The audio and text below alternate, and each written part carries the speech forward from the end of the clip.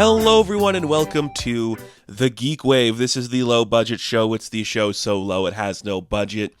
And we are doing another career retrospective over here this week because a staple of 2000s Hollywood is finally doing his Hollywood satire on a grand scale. This is a retrospective, a look back on the career of Seth Rogen, and I guess to a lesser extent Evan Goldberg, two guys that are just synonymous of a very specific era of Hollywood and are kind of rebranding themselves as something completely different. I think it's really cool to see what they've been doing. But before we get to that directly, we do have a little bit of news to talk about. We're going to run through it fairly quickly. Stuff that is very exciting. Now, I will say this before we also get into the news. We are doing a little bit of shifting here with the GeekWave. These episodes are going to drop on Tuesdays now. That just works for me better on like when the episodes can come out, and then we can do like the whole weekend coverage of new movies or new television. I think that's where we're going to go from here. And then middle of the week will be comic book stuff. And also, CinemaCon is currently happening, so the day this is coming out, we will already have the Sony panel been announced with a couple of big reveals there. I'm thinking we're going to hear stuff about Spider-Man. When I'm recording this, we don't know anything yet. But, next week we'll do a whole episode dedicated to CinemaCon. So stay tuned for that if you want to catch up on some of the CinemaCon news. We'll get into it there. But we have some stuff to talk about, some big stuff, some other minor stuff, but things that are interesting nonetheless. So let's get into it with our first piece of news, which is Disney Plus could be doing a reboot of the Power Rangers. Makes sense to me. I think it's such a weird property right now of Power Rangers, and I think the easy solution to rebrand as like another big show, to be like a Riverdale or something, would to do a 10-episode limited edition streaming thing. I think Power Rangers should always just be off to the side, in its own world, a reboot here and there, but never like prestigious. So that's where I'm kind of like, maybe we shouldn't, but at the same time, I don't care too much about it. I feel like we're just going to reboot Mighty Morphin again, which if that's the case, we'll talk about that reboot they did a couple of years ago, almost a decade ago now. I think it was like 8 years ago they did that, which was a movie I liked. I thought that reboot was pretty good, but we'll see what happens. We will see what happens. A lot of stuff can shift here and there. There's a good chance this never actually gets made, so we'll just see what happens with it, right? I don't know. It could be interesting.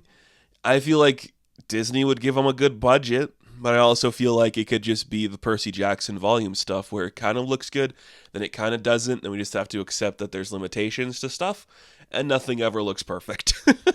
But I don't know. Maybe, just maybe, this could be worth it. Speaking of things that could be worth it, we are still doing that like Camp Crystal Lake prequel series, Friday the 13th, A24 thing. Well, Linda Cardellini has been announced as I don't know if she's the lead, but she's playing Mrs. Voorhes. So, I don't know how I feel about this. I just kind of go, do we really need to like flesh out what happened? Like, we know the story of Jason. We know the story of his mother. Do we have to go back in time to see how things were? It's a lot like that Bates Motel show they did, where I'm like, I already knew Norman Bates had a weird relationship with his mom. You don't have to spell it out for 4 seasons to remind me that. I think the context clues of the movie do a good job. Now, I'm not saying Friday the 13th is as prestigious as the movie Psycho, but I don't know. It seems weird to want to do it. Unrelated, Dexter Original Sin just got renewed, and I'm like, oh my god. Do we need more? Do we need more like prequels to stuff we know the ending of already? I don't understand the desire for that kind of stuff, and it just kind of bothers me because I just go, what are we doing here? What are we gaining from any of this?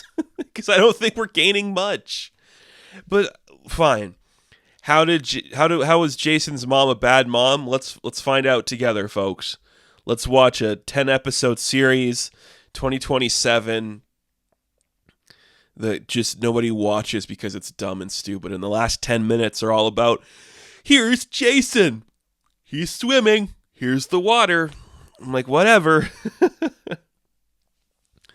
So prequels and reboots, and speaking of a reboot, Netflix revealed the other day their pilot script for their live-action retelling of Scooby-Doo.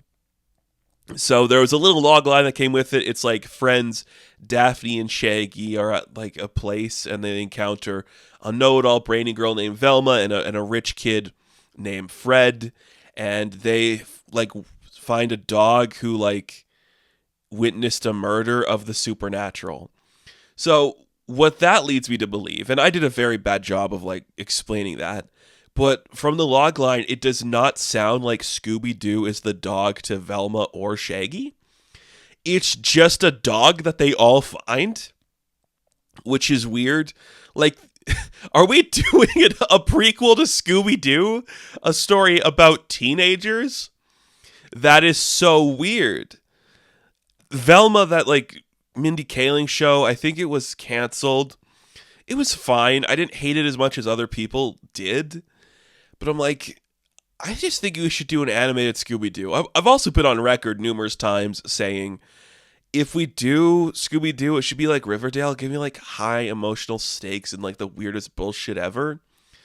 And I hope it's like that and not like the Sabrina show that Netflix also did, which I hated. I hated that Sabrina show because just give me the talking sassy cat, you know? I don't need a serious take on Scooby-Doo. The dog better talk. It better be like comedic and silly, or else like, what are we doing here, you know? I wonder. Now here's something exciting that I've been waiting to talk about for a very long time. Finally, we have our new look. We had a first look like a year and a half ago for that Red Sonja reboot with Matilda Lutz, and we just got a new look. We have a new picture. There's not much to say. She looks like Red Sonja. She's in the costume. It looks like there's a bunch of fire, and she's bloody and bruised up. I really want this to be good. And I'm not even looking for it to be like high art or like this is like a transcendent story within the like mythos of Red Sonja. I just want a down-the-line, mid-Red Sonja fantasy epic where there's blood and she hurts people and she acts like the comic book counterpart. That's all I want. If there is merchandise and material that come out because of it, I will buy it. I just want this to work. Because if a Red Sonja movie works, we get closer to rebooting Barbarella properly. We get closer to rebooting Vampirella properly. We get closer to doing Arena the Jungle Girl movie. We get closer to doing a bunch of different stuff. And if this works, we're headed in a really good direction. But I'm excited for it. I believe at the time of this video being recorded, it is still scheduled to come out this year, which would be really nice to see. I don't think there's like an official date yet. And who's distributing it? It's Samuel Goldwyn Films. So that's not a big one. Millennium Media is also working on it. So they get stuff in theaters. So hopefully this goes well. I really want to see this. I really want this to be good. I really want this to work. Not even be good. Just get it out there, please. We also have a trailer to talk about, which is exciting. This is for One Battle After Another. This is the new film from director Paul Thomas Anderson. We have not done a career retrospective on him yet. I feel like we could. He's kind of in like that indie movement of the 90s and 2000s, but he's a cut above some of the other guys from that era. I am really into Paul Thomas Anderson. I think his movies are interesting. I haven't loved all of them. In fact, there's a few where I'm like, I just can't get into this, but I think he's a really cool director, and he's made some of the most important movies of the modern era. He's still fairly young, too. Like, I'm a fan of Boogie Nights and The Master and Phantom Thread and Punch Drunk Love and Magnolia and Licorice Pizza and There Will Be Blood, obviously. I guess the one I don't really like is Inherent Vice. That wasn't one that I connected with a lot. But, I mean, that's a pretty good track record. Like 9 movies, there's only one that I'm not like a huge fan of. That's pretty good. You know? Not every director gets to say that. But this trailer, It's pretty cool. I have to look up the premise really quickly just so we can like talk about it because it's really interesting. A former member of a revolutionary group seeks help from other revolutionaries to find his missing daughter. So it is scheduled to come out September 26th of this year. It is the most expensive PTA film made today, starring Leonardo DiCaprio, Benicio del Toro, Regina Hall, Teyana Taylor, Chase Infinity, Sean Penn. I'm ready, man. Like, I'm ready. Like, Leo in like his like slug era looking like a freak. He's a revolutionary. It's just like counterculture people taking down the governments that be. I am for that. It looks really funny. It looks like a classic PTA movie. I hope this is good, man. I really hope this is good. I think it's going to be. I mean, at this moment, it is like April by the time that this video is going to come out. There's not a lot of like projected frontrunners for awards at the moment. I feel like this could be PTA's year to sweep in and claim everything. But I also feel that way about Park Chan-wook. I also feel that way about Spike Lee. I mean, it could also be the year of Cameron, but we'll see. I'm really pumped for this. I hope it's good. I hope it's exciting. It's good to have good stuff happen. I don't know. Sometimes that's all that matters. And our final piece of news is very recent, and it is very important to talk about. Coyote versus Acme. We talked about this last time when we talked about the Warner Brothers stuff and how they're treating the Looney Tunes. Well, I guess they didn't delete the film completely because they just sold it to Ketchup Entertainment for $50 million, which gets me really excited. First thing about this I have to wonder is how much money does Ketchup Entertainment possess? Because they don't sound like a huge company. They have made a lot of like small movies like that Hellboy movie. And of course they did Goodrich with Michael Keaton. But they just bought a big movie. This feels like their big play. This is like, okay, if we can do this, if we can make this work and get people to see Coyote versus Acme, then there's no doubt we can actually succeed at this. Because their other films, except for The Day the Earth Blew Up, they've been kind of like limited, not big releases. Hypnotic was the Ben Affleck one. Memory, I have no idea what that is. Goodrich and Hellboy.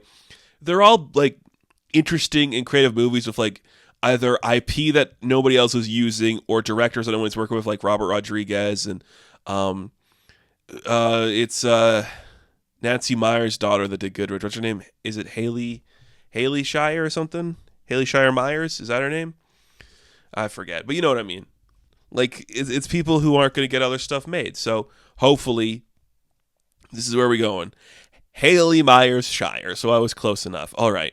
Hopefully, this works. Like, if this can be successful, and I think it can be, we are in for something special from Ketchup. Like, they could become a very different type of producer or distributor where they just release random stuff. And I think that's really cool. If you are like an established director who can't get their thing released, maybe Ketchup's where you need to go. Very exciting. Very exciting. I hope this pays off for Ketchup in the long run. We will see what happens. I kind of like this company. I'm excited to see this movie actually get released. Could be exciting. All right. That's all the news. Let's take a quick break. When we come back, let's talk about the man with a million laughs. And by that, I mean he has one laugh.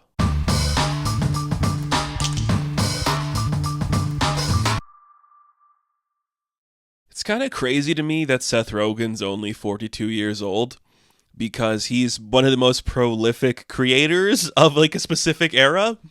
It's amazing. Like, I think he's a perfect embodiment of the 90s and 2000s generation kind of like taking over Hollywood right now and are just making the stuff they want to make. And sometimes that just means the stuff you read when you were a teenager and, were like 20 years old and you like comic books and stuff. It's crazy. It's genuinely crazy to me that Seth Rogen has had such a prolific career because he is just like an average guy. I don't think he's particularly special in like what he does, but he just knows how to make stuff. When he was doing stuff in the 2000s, he knew the era, he knew the types of movies that got made. He would produce them, he would write them, he would direct some of them even, and he just knew what he was doing. And he acted in a lot of stuff. And I think if you want to look like just the changing landscape of cinema from the 2000s to today, you look at the type of stuff that Seth Rogen's making. Because the movies that made him popular, the stuff that he's helped produce or write or star in, are not the types of movies that are in cinemas anymore. And he's one of those guys that didn't really get into the streaming era. He did like a couple things for streaming, but a lot of his big stuff, he's like, well, I'll just go to TV or I'll just make stuff I like. Like, I don't think he's starting that many, like, direct-to-streaming movies. I think American Pickle was his only big one. And then he's like, I'll just produce, like, other stuff I like. Which I gotta respect. I gotta respect him for just knowing what to do. I think it's pretty cool. So, yeah, like, we're gonna go through his career. I'm on Wikipedia, so they break it down for, like, his films and his television stuff. And based on him as an actor or as a writer, director, and producer. I just want to say this right off the bat. I like the guy a lot. I think he's one of the nicest and most genuine voices in all of Hollywood. He knows what he is. He's silly. He's the stoner type. He's going to make the stuff he wants to make. But he's also so genuine. Like, he cut James Franco out of his life. I think that is just really bold. Like, stuff was going down, and he's like, okay, I can't be connected to this anymore. I got to rebrand and reshape everything and just become one of these leading guys. I think it's awesome. And I'll preface all this by saying a lot of the stuff he does work on is co-written or co-produced or co-directed by Evan Goldberg, so maybe this should be more about Evan Goldberg as well, but since we're going to be talking about his acting career, it's also going to include Seth Rogen as like the face of the operation. So just know, as everything we talk about here, Evan Goldberg is more than likely attached to it as well. He is also an important voice, just a guy who realized, I just gotta let Seth do his thing. Very much Superbad stuff. I think it's really cool. It makes me really happy. And we're talking about this because the studio just released on Apple. The first 2 episodes, by the time this video goes out, are released. It is this really interesting show about a filmmaker who has been very affluent in the modern era of Hollywood, seeing the changes coming and is making a show about it. I can't think of a person more appealing in that role than Seth Rogen, as a guy who has made the biggest comedies of the 2000s to some of the most important streaming shows of the 2020s. Having him be that voice is really cool. So let's talk about Seth Rogen for a bit. Should we start with his acting roles? We're not going to go through every single thing that he's done, because it's not everything matters. He's like, a guest role here and there. He does a lot of voice work, which is another thing that makes him a universally beloved guy. He's got an iconic voice, an iconic feel to him. So let's get into it. For film roles, it starts with Donnie Darko. He plays a lesser supporting character. He appears in Anchorman, and he's one of the characters in The 40-Year-Old Virgin, which is, one of those big movies that is worth talking about. I don't particularly love it. I'm not the biggest Apatow guy, but I think that makes him like a star, where people are like, oh, he's like the schlubby weirdo. He's not that old when he's in that movie. I think he's in like his early 20s. And you're like, oh, this is like a silly type of guy. Like this is a guy that you went to college with. You're like, he's schlubby, he's goofy, he's got the big puffy hair of the iconic voice, just silly, coming right out of Freaks and Geeks era and just like announcing himself as this guy. It's kind of amazing and awesome. A good little performance for him. He's in You, Me, and Dupree. A couple of voicings here and there. But 2007 is kind of where he explodes in a bunch of different ways. We get Knocked Up, which is another one that's from Apatow. It's a better movie. I think this is a really fun movie. And I think it's also like a clear example of like this type of guy becoming mainstream. No knock against Seth. I think he could look back on this role too and be like, yeah, I was like in my 20s. I looked a certain way. I had to like grow up and figure out who I wanted to be. Where you have like a really beautiful woman and just like some schleppy guy. It's really fun movie, really silly. The supporting cast stuff doesn't really work for me, but just like young people accidentally having to have a kid. I think that's a really fun idea and something to explore. There's something in there that's really cool. It's a good enough movie. I think it works. But then in 2007, you also have Superbad, which he wrote, which is essentially the story of him and Evan Goldberg. It is a really, really good movie. I think it's one of the perfect, like, here you go. This is like the stuff we're making now. Jonah Hill becomes a star. Michael Cera becomes a bigger star. This is the type of movie that going forward, we're going to see a trend being. Like, this is the thing people are going to be really interested in seeing and being a part of. Like 2007, you do Knocked Up and Superbad, two movies that kind of like change the genres they're spoofing and talking about. That's pretty cool. Then 2008, Kung Fu Panda is like a big thing for him. He does Mantis. He appears in Step Brothers, which isn't really like his movie. You know, when we talk about other people, we'll talk about that. When we do Adam McKay, we'll talk about Step Brothers. Not a movie I particularly love. But Pineapple Express becomes a big one for Seth Rogen. It's like the peak of stoner comedy from David Gordon Green. He wrote it. It is an insane movie that I can't even imagine them making it today. It's so weird. But it's pretty good. I think it's funny.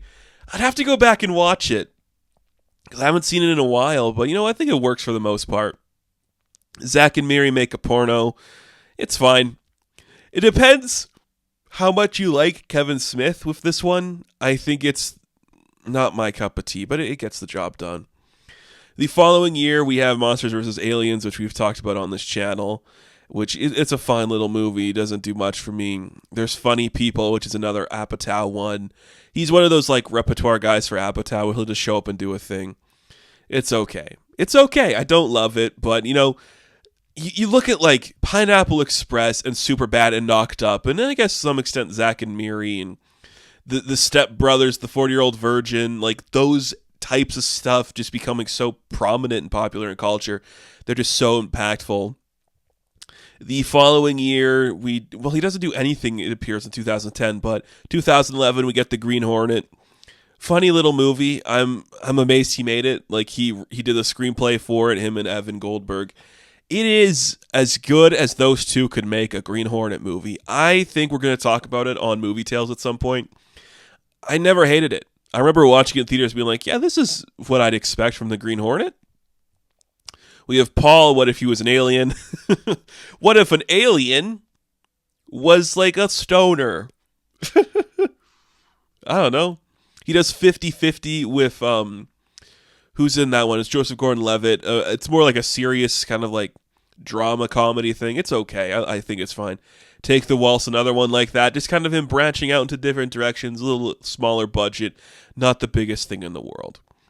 By the way, he's still in his 20s at this point. Like, he's still a young guy. I think he's like just getting to his 30s as we get to like the next year. Not much going on there. The Guilt Trips one I remember seeing. That's the one of him and Barbara Streisand, which is he does pretty good in there. It's a Anne Fletcher movie, so it's okay. This is the end where he plays himself with all his buddies. I think that was a big movie for a lot of people in that generation. Like, he's just entering his 30s now. It's a fun comedy. The premise works pretty good. I think the movie doesn't really hold up if you were to watch it again. But now that we're in the 2010s, like, the vibe's changing a little bit. These guys are older. They're a little more nuanced. They're going to try different things. Because then we do Neighbors the next year, where now he's like, I'm dad. I'm in dad mode. I'm full-on father now. Okay, I could be an older guy and be comfortable with it. Me and Zac Efron are going to team up to do a movie. That's pretty cool. He does The Interview that same year, which almost like breaks Hollywood forever and like goes to war with North Korea, which is, it's a fine movie.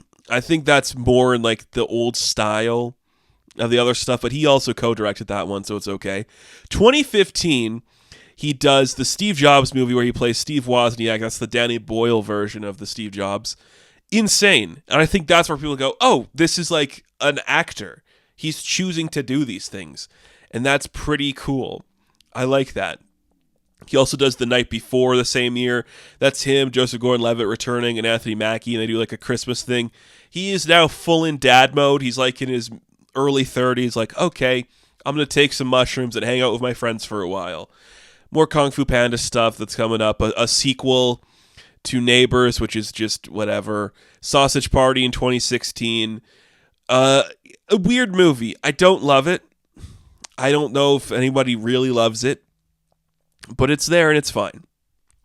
Now things are getting a little bit more interesting with like the stuff we are seeing being made, because we're entering like a new era. So we have Sausage Party 2017. He does The Disaster Artist. That is the Tommy Wiseau, Greg Sestero one about the room. A really good movie. I think we're going to talk about it at some point. He's not like the main in there. He's just like supporting. And then, a couple other things here and there. 2019, he does Long Shot, which is him and Charlize Theron, which I think is really fun. It's a really cool little movie, kind of like a weird romantic comedy that you're just not really expecting. What if you were on track to be the most successful person of all time and you kind of fell in love with Seth Rogen? What would happen? It's kind of awesome. That movie ends with like I think it's such a funny movie. There's like two things towards the end I think are hilarious. There's a sequence where he's like masturbating to Charlize Theron's character, and like the tapes leaked all over the world. He's like screaming and shooting himself in the eyes. It's really funny. And then he gets his portrait done by Todd McFarlane, and that's like because she becomes president, and he's like the first man, so his like portrait's done by Todd McFarlane. That's really funny. And that's going to be very key. Like the Todd McFarlane thing, that's going to be very key to like the later on world that we see from Seth MacFarlane. Does Pumbaa and the Lion King remake. It's fine. Does like his first big streaming thing with An American Pickle, which I think is no longer on Max at this point. What if you were trapped in like pickle brine for a long time and you came to the modern world and you just were weird, out of touch? It's pretty interesting. Nice little movie. It's okay. Gets the job done. We're entering the COVID era now. Not much going on. Voice work for the Chippendales movie. 2022, he does The Fabelmans, where he plays Benny, who is the guy that, maybe or may not is like having an interesting relationship with Steven Spielberg's mother, and it's not his father. Take that as you will. And then I would say for like the next little bit of his career, it's all about, aside from The Fabelmans, let's do voice work. I'll be Donkey Kong. I'll produce a Ninja Turtle movie and be Bebop. That sounds fine. I'll do another Kung Fu Panda maybe. He's like in the post-credits or something for that. And then he does Pumbaa again for the most recent Lion King. I mean, talk about an incredible run. Like, it's really interesting where he goes from, I am in my 20s, I am like the stoner slacker comedy genius. I wrote some of the most impressive movies of the era. As I get older, and I'm in like my mid-20s, my late 20s, my early 30s, I'm going to try some more nuanced stuff, try to like expand the genre. When I get to literally like Steve Jobs, I'm going to go full in on a different direction and try different things. And to like post-COVID stuff, it's hard to get movies made right now. I think I'll just do voice work for a bit, which I think is really cool. So that's all the stuff he's acted in. He's also, like I said, he wrote Superbad and Pineapple Express and The Green Hornet and This Is the End. And he did like the story for Interview. He directed The Interview. He's been doing stuff. Dude's been busy. He's a writer on Teenage Mutant Ninja Turtles, Mutant Mayhem, a really good movie. He's produced stuff like Good Boys, the Jacob Tremblay comedy about like kids. It's like young Superbad, It's funny. He wrote both of the Neighbors movies. He just knows what he's doing. He's really good at it. I think he's a really talented guy. He's really interesting to just like see his career and where it went. Like that movie work is incredible. Like the stuff he's done, I think it's just mind-boggling and very interesting. Because he's so young still. Like he is still really young, and you don't really think about that. It's like he's only in his 40s now, and he's had like so much of his career just blossom in different directions. Like easily Superbad could have been like the peak for him, and that could be where he's like the most regarded, most known. But then it just kind of grows from there, and you're like, oh yeah, This Is the End was a big deal. Neighbors got a sequel. Not a lot of his other ones got a sequel. Sausage Party just got like a straight to streaming like thing. It's kind of crazy. So since we're on the subject, let's talk about the stuff that he did for television in his acting career. It is not as, high up there because he doesn't do a bunch of television stuff. It's a lot of voice work as well, but we'll get into it. Freaks and Geeks is obviously where he gets his start. It's where a lot of his people get a start. Jason Segel, Linda Cardellini, Busy Phillips, James Franco. All of those people start off there. He does okay. His like next big one is Undeclared, which is like a kind of forgotten show from Fox. It is a Judd Apatow production as well. He's one of the guys that gets out of the Judd Apatow thing very successfully. I think another one's Bill Hader. He kind of like branches out and does some stuff and is able to find his own direction later. Two guys that are both from Superbad that really found different directions in their careers. There's not a lot of like other big works he does for television. He does a couple of like guest appearances here and there, doing random stuff. Let's see. I'm just looking at the list here. He is Dirty Randy in The League for a couple episodes. That's also him working with his friends. The Leagues is such a weird show. I'm not against it. It's just fine. But yeah, he doesn't really like have a big staple on television. He's just a guy people know and they like, and he just shows up sometimes. He does Crawl Show. He does Arrested Development in like the later seasons. He will do Drunk History a couple times. He'll appear in a couple things. He does appear in Future Man. That's one of the ones he produces. We'll get to that later. He is Sir Comes-a-Lot in The Boys universe, which we'll talk about in a bit here. And I guess his next big thing would be doing Invincible. That becomes like his big thing as well, where he's Alan the Alien, which we'll talk about in a minute here when we get to the stuff he's producing, because it's really interesting. But then 2025, this year, last week even, we get his next biggest role, which is Matt Remick? Yeah, it's Matt Remick from The Studio, which is actually him leading a television show. The first time he's been like a mainstay on television since Freaks and Geeks. So that's pretty interesting. But I do think it's kind of cool. He also appeared in Pam and Tommy, if you remember that. It's kind of like forgotten. He was like the other guy. He's the one that found the tape. It was fine. It was okay. Oh yeah, he also had that other show on Apple called Platonic that nobody watched or talked about, because it wasn't that interesting. What if you were friends with Seth Rogen is essentially the plot of that, but now he's 40. What if you were a 40-year-old woman friends with Seth Rogen? Rose Byrne knows what that's like. Another one of like his staple players. She appears in, Platonic and Ninja Turtles and stuff, so that's kind of fun that she's part of his repertoire as well. So the big thing for him lately, though, has been producing a lot of television, which I think is really cool and I respect a lot. Like, he had his successes, and he's like, I have a production company now.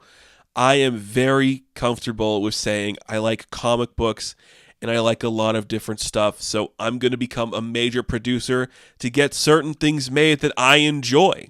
For starters, he's one of the main producers on AMC's Preacher, and Preacher is one of my favorite comic books.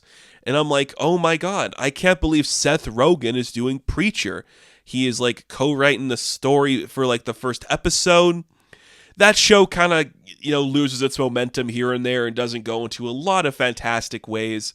But man, is it kind of exciting to know that like this guy grew up reading Preacher and he's like, I want to make Preacher. That lasted for a couple seasons. He directed a couple episodes. He does Future Man of Josh Hutcherson. That's on FX. It goes for a couple of years. I think it's 3 seasons. Does okay. He's a producer and director on that Don Cheadle show Black Monday, which ran for 2 seasons, which was okay. And then, he's following the success of Preacher, which I think was successful in some adaptations of it. It's not like the best adaptation of Preacher. He's like, I was also around when Garth Ennis was doing The Boys, so I guess I'll produce The Boys. He's produced every season of The Boys. Just like, here, go crazy with it. When that becomes successful, he's like, yeah, I could do Invincible too. Here, Amazon, take these 2 things that I like, these subversive, gory takes on superheroes, and run with it. And I'm like, yeah, that's really cool. That's kind of the thing you want to see from a producer who wants to do these big IP stuff, is take the things you enjoy and like actually make good interpretations of them. Now, The Boys and Invincible, they are 2 shows I'm not the biggest fan of, from 2 comic books I'm not the biggest fan of. But the fact that Rogen's like, I think it's kind of fucked up when there's like a bloody head caved in, and I think we should make that a thing, and he finds the right talent, he gets the right people involved on every level to make them, that's really cool to see.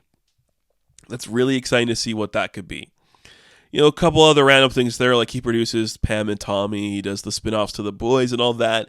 We get the Sausage Party TV show, which is whatever. I never watched it. He does produce Tales of the TMNT, which is the new Paramount Plus spin-off of the movie. It's okay. I thought it was pretty good. And The Studio is his most recent one, which is a really good show. We'll talk about that more when it wraps up. But also, I don't know how true this is. Wikipedia is saying he is developing and potentially creating the reboots of Darkwing Duck and Tailspin, which I'm like, really? Seth Rogen? Okay. I mean, he was a kid in the 90s, so might as well let him do that. I mean, talk about an insane career. Literally being one of the pioneers of the stoner comedies of the 2000s to the subversive comic book stuff of the 2020s, and all of it making sense. And now maybe your most important work to date being an Apple original streaming series that's almost all shot in one take. Well, the second episode is about how fucked up Hollywood has gotten since you were in Freaks and Geeks. That is so cool. That is one of the most interesting careers you can have, and you can just change the game. The guy made the Green Hornet movie and said, well, that went bad. Let's see if we can do Ninja Turtles properly. Let's see if we can do Preacher properly. And it worked. And I'm like, that's awesome. You do voice work for kids, so then they grow up loving you and understanding your voice. You get to make the comic book and action properties you love. You were in your 20s and a weird, silly stoner guy. It all makes sense. I think his career is fantastic. There is some duds here and there, but he's such an interesting and captivating face on screen. He has a very distinctive look, a very distinctive energy, and seems like a very decent guy. For the longest time, he just post on Twitter, here's the pottery I made. This is a little hash pipe or something. Just smoke out of this, put roll your bowl or whatever. I don't smoke, so I don't know the terms and all that, but there you go. Just use this. You can roll your joints in here. You can spread your weed on this. I'm just going to enjoy this. I'm just going to watch SpongeBob and fuck off for a bit. I think that is perfect energy for a guy to be in charge of Hollywood right now, to become a leading voice. You're entering your 40s. You can really accomplish new stuff this way. I think that's pretty cool. I like it. It's exciting. It's exciting. He's such a talented guy. I think he's really fun, really nice. Has made a lot of great choices. He's been with his wife for a while now, I do believe, which is really exciting. And that just makes you happy. He is a really decent guy who found a writing partner in Evan Goldberg, and they just said, what if we just made the stuff we want to make? At every stage in our career, you can see the evolution, and you could definitely see where he found his stylist too, where it's well, I'm no longer 25, I guess it's time I look my age and grow up a bit. And he looks fantastic right now. I think he looks incredible. Just a really good voice. Really talented guy. He's been with his wife since 2011. That is incredible. That is incredible. I don't think they have kids either because, he's got shit going on. Awesome. I really like him. If you haven't seen any of his work, I think if you want to get the completest sense of who Seth Rogen is throughout his career, go to Superbad and Knocked Up. Then you can probably jump over to something like 50-50, Steve Jobs, and then you can watch The Night Before if you wanted to, Sausage Party, and then Ninja Turtles, and then go to television and see what he's doing there. The Studio is really good. Watch The Boys if you want. Check out some of these other things where he'll let himself work on The Fabelmans and be directed by Spielberg. You know how hard it would be to be the actor who has to play the guy that fucks Steven Spielberg's mom and cause his family to fall apart? But he plays it so well. And I'm yeah, this is awesome. This movie's awesome. Fabelmans, a good movie. A lot of good movies here, man. He's very, very talented. I like him. When I was younger, people said I kind of looked like him sometimes. I had the big glasses and the beard and just that shape of face and hair. I don't know. Not now because I think he's aged into a very beautiful man. But, it's nice to know that these schlubby kind of guys can grow up to be super cool and make the stuff they want. Gives you hope for the future. So that's Seth Rogen. He's incredible, just making the stuff he wants to make. You got to respect it. You got to like it. and I think he's very talented. So that's going to do it for this episode. Next week, we will talk CinemaCon and all of its wonders. Thank you all for watching this video. Be sure to like and subscribe to the channel. As always, you can check me out on Instagram, TikTok, and Twitter. And of course, I will catch you in the next one. Should I sign off by doing a Seth Rogen voice? Do like the laugh? I can't do it, but no, I can't do it. I used to do an okay one, but I forgot how to do it. All right. Have fun, stay safe, and hey, good luck to all of you out there. Enjoy.